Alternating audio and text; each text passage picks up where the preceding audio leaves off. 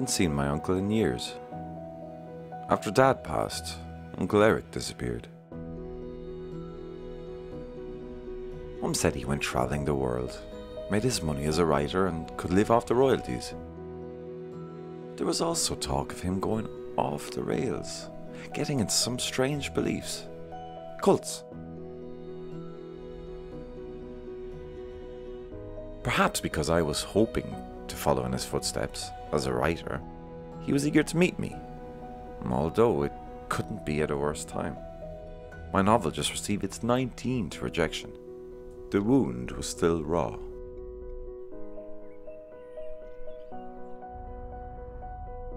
My wife bumped into him outside the public library, and Uncle Eric appeared close to tears.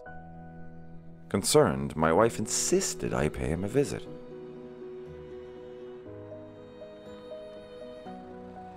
So I decided I'd quiz him about his travels, Good to see you, old boy. avoiding the topic of my miserable luck. Come in, we'll have a cup of tea and a chat. The truth that, despite all my initial promise, I was still a second-rate teacher in a second-rate school. The last thing I wanted was sympathy. Besides, I was always curious about people. And something else. Excited, perhaps, to finally get some answers. So after Dad passed, Mum said you went to the Czech Republic. I was invited. There was a literary festival run by an old friend of mine, Jan Rakusin. Jan had been chasing me forever to open the festival, so I told him, if he could arrange for me to stay at Kafka's house, I'll come. Of course, I thought that would be impossible. But the next day he calls up and says that everything was arranged. I couldn't believe it. How could I say no? Anyway, the literary scene in Dublin was dying, bludgeoned to death by a memoir. The imagination had become a dirty word. So I packed my bags and escaped to Prague. Have you ever been? No. Oh, an incredible city, Terry. The old town, its Gothic church, its castle, classical music pouring out of every door, and then there's Kafka's little blue house sitting in the middle of it all, and Jana standing outside shaking the keys. The place was perfectly preserved. The only thing missing was Kafka himself making me a coffee. Were you reading at the festival? Well, that was the original intention, Terry, but straight away, Jana sensed my mood and suggested that we skip the planned literary festival and instead attend an immersive production inspired by Steppenwolf. A play of Steppenwolf? Well, it was really a huge party, Terry, set over 5 floors in a Baroque mansion on the outskirts of the city. No one knew who were the actors and who were the audience. Of course, as soon as we got there, we got separated. I stumbled up and down 5 flights of stairs searching for Jana. The place was heaving. Wild jazz music was playing, everybody going crazy. A young Czech girl spotted my confusion. She took me by the hand and led me to a bedroom.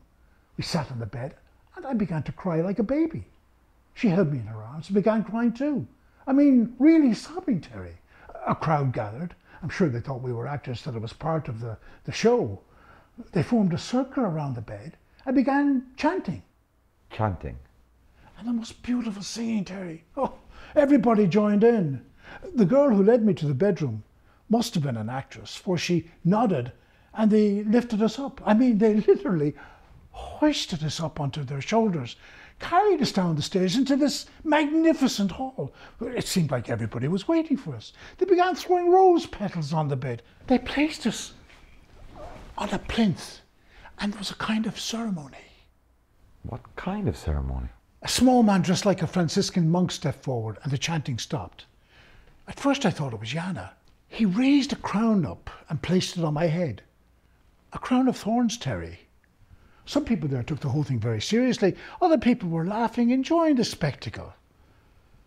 I spotted Jana in the crowd, smiling. I thought he winked. That's when the penny dropped. Jana had set the whole thing up, especially just for me. I now know that that's impossible. There were hundreds of people there. But in that moment, I was absolutely convinced of it. I spent the rest of the night walking about like the Messiah. Everywhere I went, people were bowing, reaching out to touch me. asking me to bless them. But you didn't believe you were the Messiah. Of course not, Terry. The whole thing was embarrassing. I took the crown off, tossed it into the air, and the whole place went crazy again. But I couldn't shake the idea that they were all actors, that they were performing. Performing Steppenwolf. No, whatever they had rehearsed. This feeling would follow me all the way back to Kafka's Little Blue House. Everyone we met in the street, all the people sitting in cafes, they were all in on it. I told Jan and he just laughed and laughed. He'd had a lot to drink. I thought that was part of it too. You thought he was pretending? Precisely. Pretending to be what? Well, I didn't know, and it terrified me. He slept in a bed just across from me, and of course, I couldn't sleep. My mind was racing.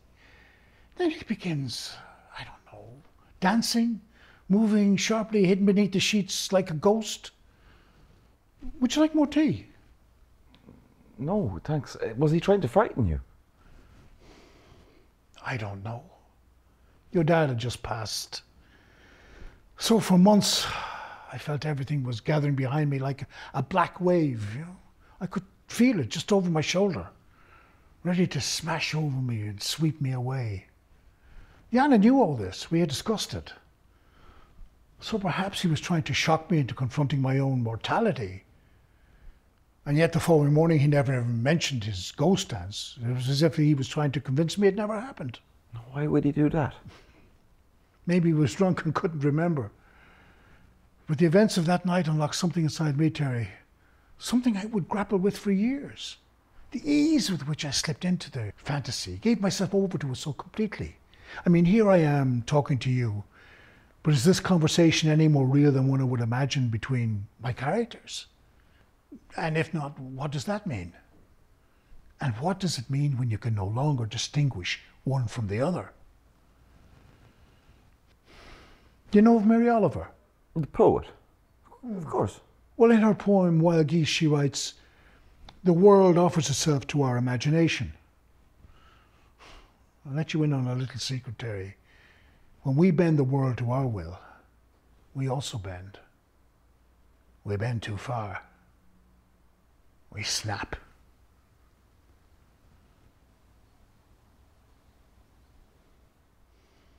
You'll have another cup of tea.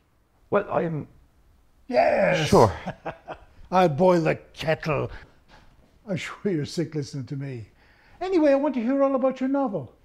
I'll make us a fresh pot of tea and you can tell me all about it.